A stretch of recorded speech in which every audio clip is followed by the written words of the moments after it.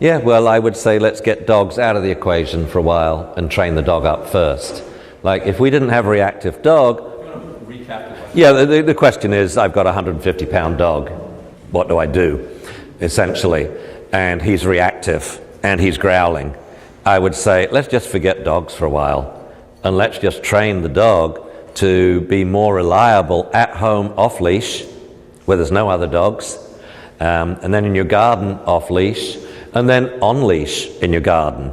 Let's get some basic manners in this dog, which is walk on a loose leash, which is a lot, it's a lot of off-leash work to make sure the dog will stay close, which again, you'll see tomorrow in the workshop, because that's untenable, that you are, let's say, 100 pounds, your dog's 150, and your legs were together, and whoom, you're over.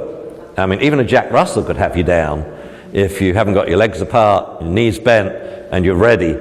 And when they go, you drop your sensitive control hand, and bam.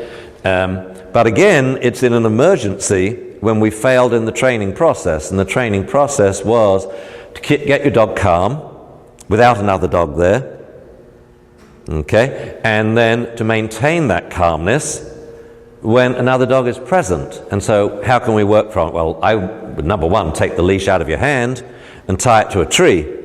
So you can do a setup where you're here, you're stationary, and other dogs are appearing and disappearing. So we can start the classical conditioning process with a few other dogs who are under your control. This is the important thing, a setup. Okay? So like in this room, this is wild and woolly, but every dog is essentially under our control. Because I can say to the owner, stand still, as I did over here, because it took 3 commands with one owner to get her to stop. But we've got the control there. Out there, when you don't know the other dog, who knows, it could be off-leash and charging yours. It is too complicated. So find places to work, which are secure, like your garden or a place where there's not many dogs, and then tie your dog to a tree.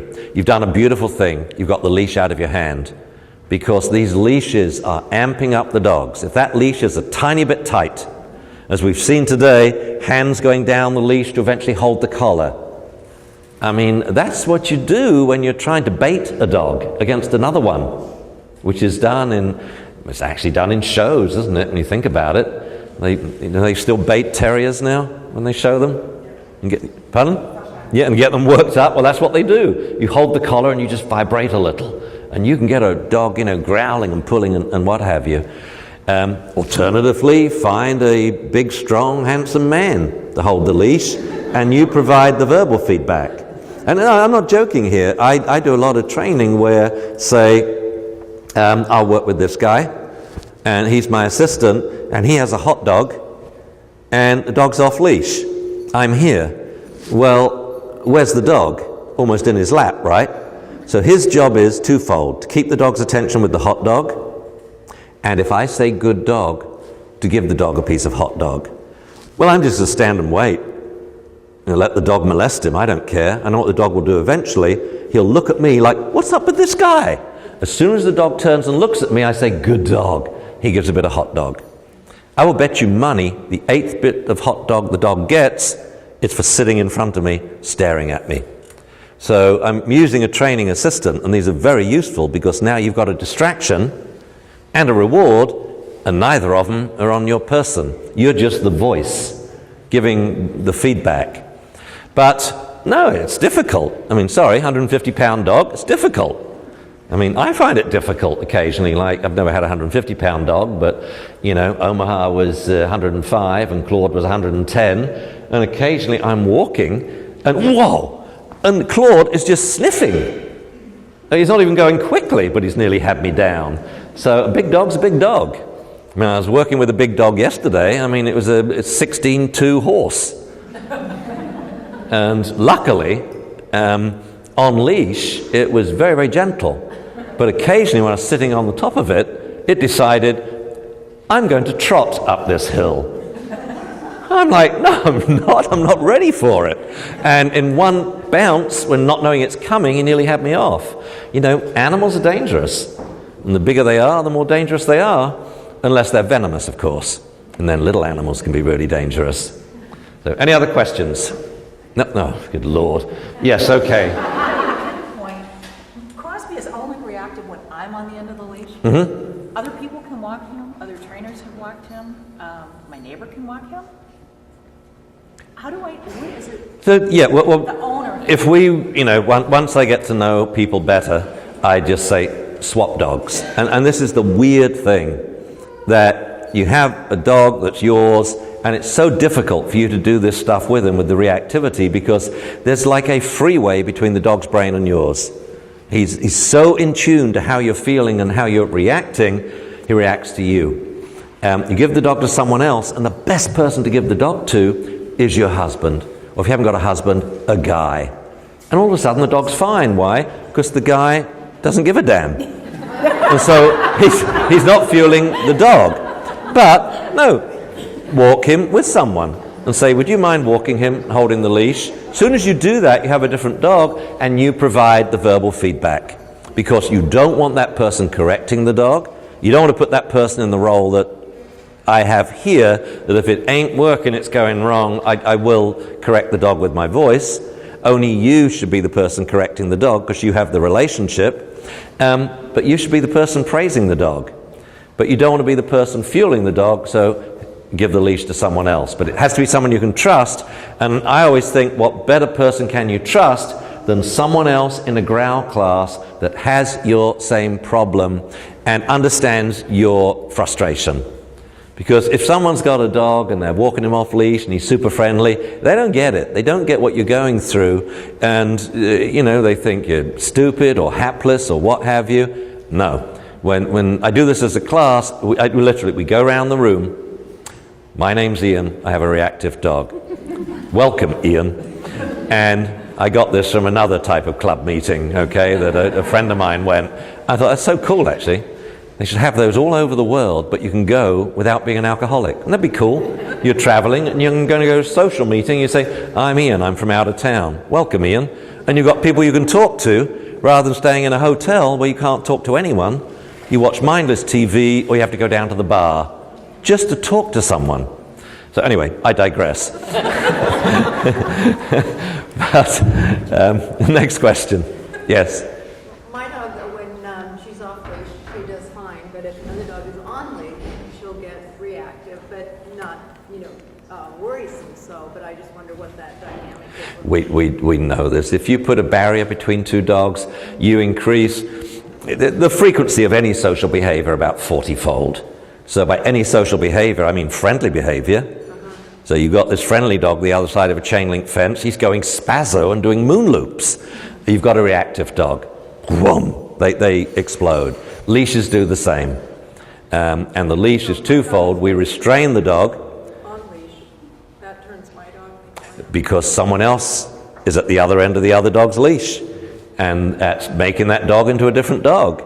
And again, we've got to try and get to the point where we can get these dogs off leash, and it's much spookier and it's hairier, but then you have a fighting chance, okay? Because you've lowered the reactivity. And that's where, we pray that this bite-fight ratio is true, but we do it with the dogs muzzled, just in case. So you may get some body slams, which are not without danger, but it's much less likely so.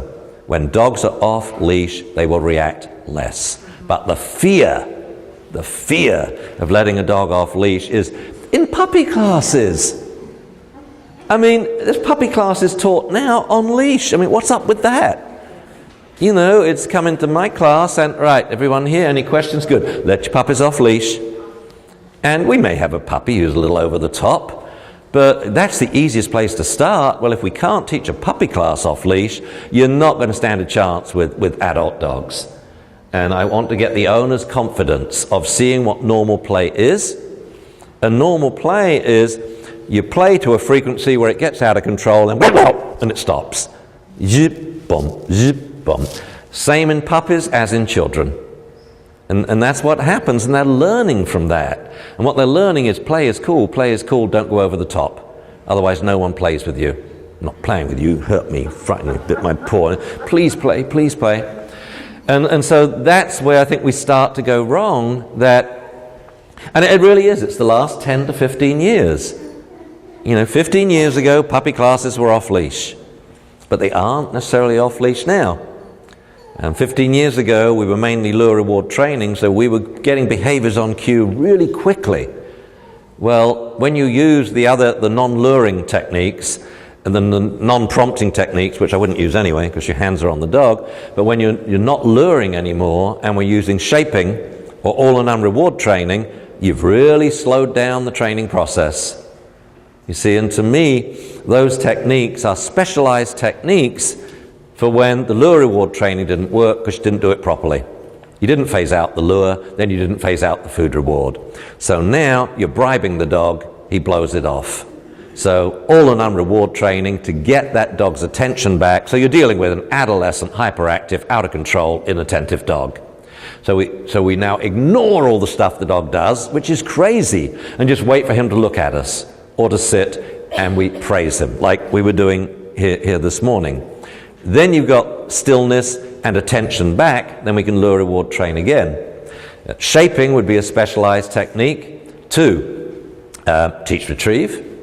The great things about shaping, it took the pain out of dog training, because the ear pinch was the standard technique, not an occasional technique, the standard technique.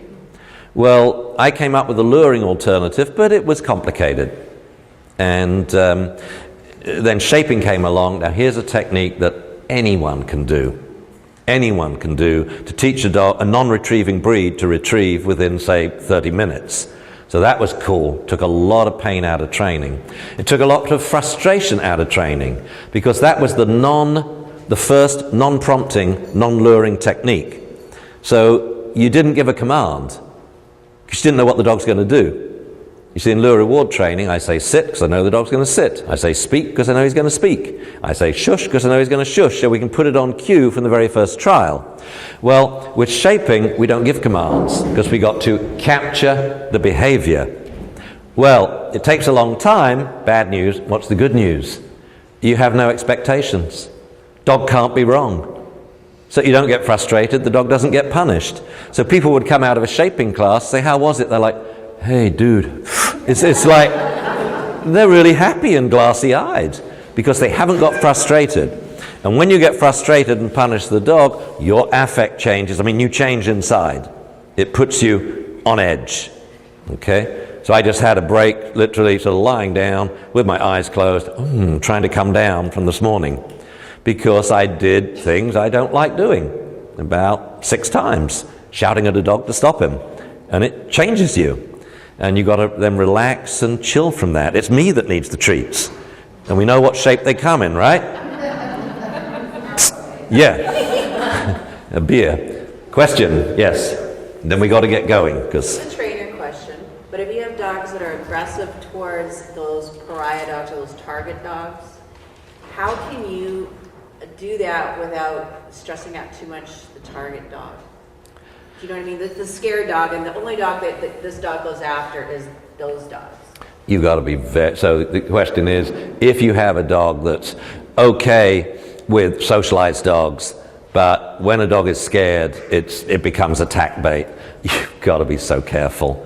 And you've just got to protect those dogs. I mean, they have a right to be out there, although I think the owners don't realize how inflammatory their dog is walking the streets or at the dog park. And by that I mean a dog that runs and squeaks. It's just the most provocative stimulus you could ever give to a dog. And very nasty things can happen. So I would say then you don't have a dog park dog. Oh yeah. Yeah, you can still walk your dog Oh yeah. on leash. You could even walk him off leash with good control. But any dog, I'm going to check him out first. So you can't set up one of those dogs to work around, because that's not fair to that dog, right? No, really, and it's kind of like what we're doing in here. You see, every dog is a subject dog and a stimulus dog. And, you know, sometimes it's just not fair that you're the subject dog trying to learn, and then all of a sudden the dog doesn't like you. And, you know, so I think if we let them off leash, I think the Aussie would be picked on. I think a little black and white dog we had here would get picked on. So these would be dogs that would get picked on. And so You got to be careful of those, and you got to realize what it does, because you see, all of this usually starts with a young dog that is picked on by an older dog. And the owner of the young dog's interpretation is, that dog attacked my dog. Well, when you look at it, your dog hasn't had much training in terms of social savvy and how to relate with your elders or higher ranking dogs. Because we went to a similar aged puppy class. Whenever you teach and your subjects are the same age, you're going to have energy problems. So let's consider a kindergarten class after the teachers left, high school locker room after a football game, golf club bar. You're going to have ridiculous levels of energy and stupidity. Now we can change that by putting in one person of a different age group. So in kindergarten, let's say one of the parents is watching today, or maybe an older brother has to sit in. The whole dynamic is different because of one older person being there. In the locker room, let's say one of the 17-year-olds has his younger brother with him. The whole dynamic's different because of this one youngster. Same thing in the golf club bar, where you get the biggest levels of stupidity, you know, with old men there and they're drinking. One of them has their grandchild. The whole thing is different. There's no dirty jokes, there's no silliness. That's what dogs need to stop this happening, and it's why we need these multi-age groups. We teach puppy classes of the same age group because the training is developmental, and between you and me, and I would not say this to dog owners, and I know we've got some dog owners here, I know that 50% of puppy owners have read a book that has said, don't let the puppy bite you. If he bites you, he's trying to dominate you, smack him. Well, sometimes it works, sometimes it doesn't.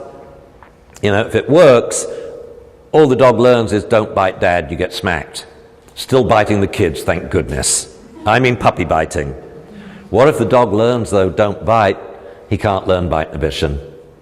So you may socialize him, but if he gets into a fight, or if someone accidentally treads on his paw or shuts his tail in the car door, the dog bites and bites hard. There's no bite inhibition. So I know this. I know that information's out there because every year I pull out every single book at Barnes & Noble and I look up several things: jumping up, house training, pulling on leash, and puppy biting. And they've got a 50% chance of reading a book that says the more the puppy bites you, the better his jaws will be in adulthood. But we have to phase out the biting in a systematic manner. You don't inhibit frequency first. You don't say no biting, because then you can't change the force. You've got to inhibit force before frequency. So I know that. I know what 1 week in puppy class will do to these puppies. It re-energizes their dog-dog socialization. They will play like maniacs, and what do? Run and chase and bite each other. And when they go home, they'll be biting the people. I don't tell people this because they wouldn't come to puppy classes, but it's the most important quality a dog has as an adult is not whether it would react, like today. I don't mind that the dogs react. You know, I look on it as, well, it's, you know, we aren't getting rid of the reactivity. What I care about is what happens when the dogs react. And this is something I think we've got very wrong when we so-called temperament test dogs, say, at shelters. And we'll do a test and say give them a pig's ear and then poke them or something, you know, and annoy them, and then whoa, dog's dead. To me, he just passed the test. He's got a pig's ear and you're annoying him. I mean, try and take my beer away from me. It's funny once. I go and take a leak and I come back and you've hidden my beer, or replaced it with a Fanta. You know, it's funny once. It's not funny twice, and 3 times it's downright annoying. And I will react. But the way I'll react is, I'll go and talk to these people over here, because they are more fun. I'll talk to Terry. You'd never steal my beer, would you? No. But the dog that doesn't react, we say, oh good, he's safe, we'll adopt him out. Maybe he is safe, but we haven't tested him. Unless the dog has reacted, we haven't tested him. It's like the last 3 dogs we adopted, they all bit me. On the first day of meeting them, they all bit me. Zuzu in fun, but Claude and Ashby because they were scared. And so I said, yeah, we'll take them. Why? It didn't hurt. So I knew they reacted. They were upset. The first two were fearful. And so they bit. Doesn't break the skin, doesn't hurt. Cool, I can live with these dogs. Okay? I've only ever actually heard one other person do that, and this is, what was his name? The Australian with the crocodiles. Who had found a crocodile in the wild, and he grabs its tail, and it turns around and bites him, and didn't do any damage. And he says, "Oh, I can live with that, croc." I thought, I'm kind of the same way. You have a dog that bites you and doesn't cause damage. He's proven he's got his bite inhibition, and that's what we're trying to establish here, because there will come the point where 2 steps, let him off leash, and then take the muzzles off. So in a 6-week class, I don't expect muzzles to come off till week 4 at the earliest, if at all, with some dogs. And for some dogs, I wouldn't have them do it in this class because I don't have the fight-bite ratio, and I say, "I'm sorry, can't do it with your dog," because he's never been in a fight. Whereas a dog that's been in 15 fights and hasn't put a dog in the vet clinic, because the owner thinks he fights all the time, he's trying to kill the other dog. Well, I think we can really categorically say, if your dog's trying to kill the other dog, he's failed miserably. He's just not very good at it, because he's had 15 attempts and totally failed. And given the flurry of the fight, I would say he doesn't want to hurt the other dog. So this is what I believe in. Is it true? I don't know. We only know facts are true. We know they had 15 fights and no damage was done. And I've worked with this for many years, and it's held me in pretty good stead. It's never bit me in the butt. And I've not seen a dog that he's had 15 fights, never hurt a dog, and then he mutilates one. Or the same with people. I've seen bite damage drift. Okay? So, back to your question, you've got to be very careful. And people have to be very careful if they have a dog that targets dogs that, are scared. And there ain't no, fancy solutions. What we're dealing with today is that occasional instance in dog training where there's not an easy, magical solution. So much of what we're going to do tomorrow, there's easy, magical solutions. But when you deal with dog stuff, the only problem that comes close to that would be, say, thunder phobia in dogs. There aren't trainers out there who are routinely taking cases and solving them all. I know people that are very successful, but these are the 2 problems that knock you down, the 2 great unsolvables, as I say.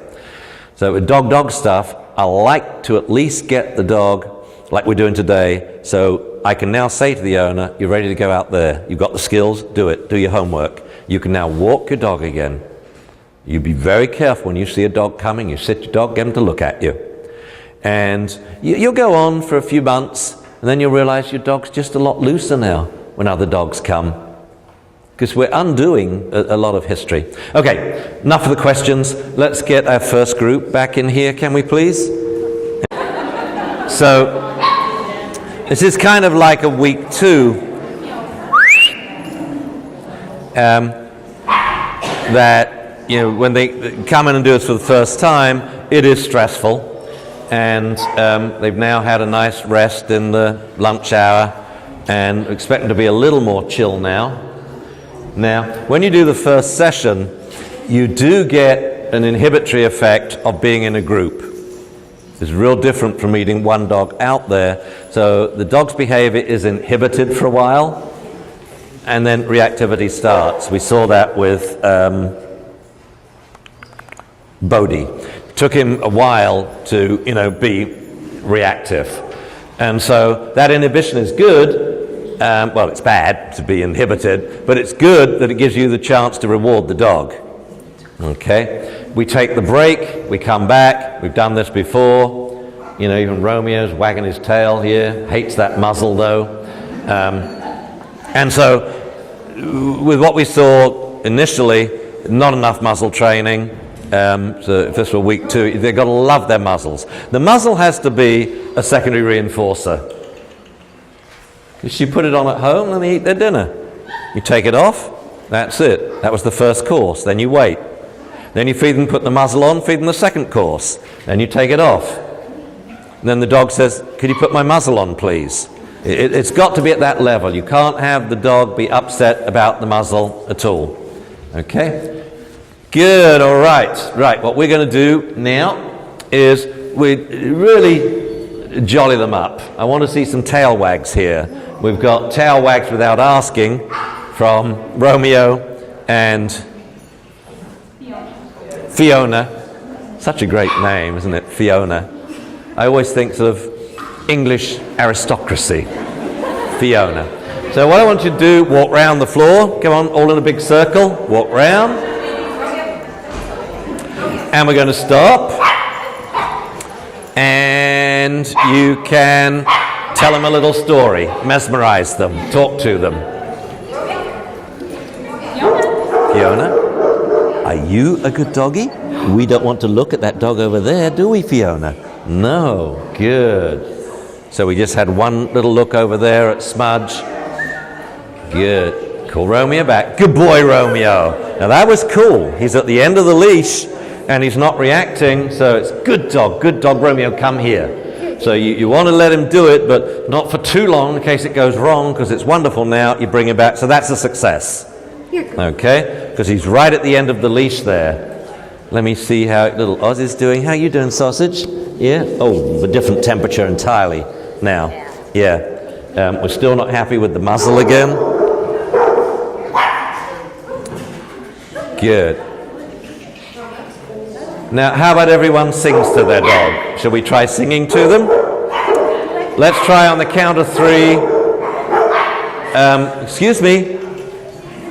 Smudge, good. There's a good dog. Good dog. It's okay. It's okay, Squirrely. There's a good dog. Very good dog. Very good. Oh, yes, I know. Very good dog. Okay? So don't let the barking happen, because then your dog as a stimulus dog becomes too big for these. So it's just Smudge. Shush. Come here and sit. Good dog. Sit and shush. Sit and shush. Sit and shush. Everyone quiet. Now whisper to your dogs. Tell them a little story. Tell them what's happening today. Yes, good dogs. Oh, that's really good. Tell them from your heart. Turn around and look at her. You see her? Yeah, this is your owner. Right here, see? There she is. Oh, isn't that incredible? Good dog. All right. Everyone sing on the count of 3. We're going to do How Much Is That Doggy in the Window? Just the owners. Are we ready? 1, 2, 3. How much is that doggy in the window? Woof, woof. The one with the waggly tail. Ba-bum, ba-bum. How much is that doggy in the window? Woof, woof. I do hope that dog is for sale. And I can't even sing. Okay? All right, now we're going to walk round again. Let's walk round. Woof, woof. Thank you, Smudge. Good. Everyone walk round. Good boy. Oh, Romeo. Good boy. Your name is Good. Romeo. Now, stop. Okay, I want you to walk like you're happy too. Do you know how to do that? I'll teach you how to do it. When you walk, you're going to whistle. Anyone here who can't whistle? Can you whistle? Can you whistle? Can you? We can all whistle. I want you to whistle. You know the song Hi Ho, and off to work we go? I'll start you off and I'll whistle in my microphone. So I want you to whistle when you walk. Are you ready?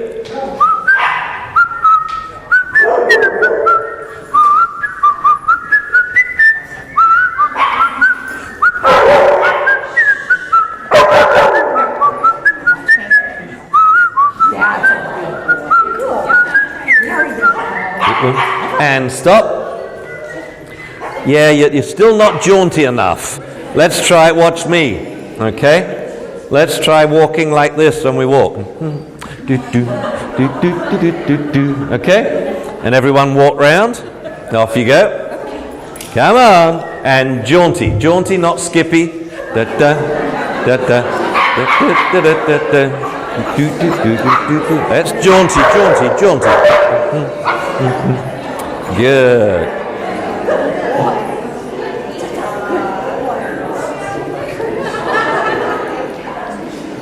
Okay, and settle them down and chill them out. And we'll have a little communion here. Chill them. Have them lie down. Have them lie down. Good. There's a good dog.